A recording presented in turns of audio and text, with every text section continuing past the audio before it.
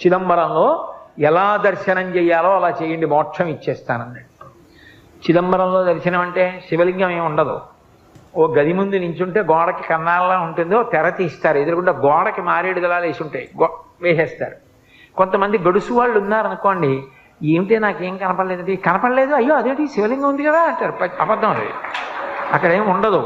నేనే చూసా కొంతమంది అలా చెప్పేస్తుంటే, అయ్యయ్యో ఇంత సాధ్యమా అనుకున్నాను.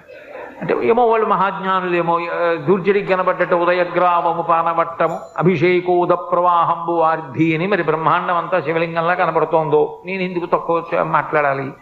కాబట్టి అక్కడ ఏమీ ఉండదు. అంటే అనంతం, ఆయన కానిది లేదు. అగ్నిముఖంబు పరాపరాత్మకమాత్మ కాలంబు గతి రత్నగర్భ పదము శ్వశనంబు నీ యూర్పు రసన జలీషుండు దిశలు కర్ణంబులు దివము నాభి సూర్యుండు కన్నులు శుక్లంబు సలిలంబు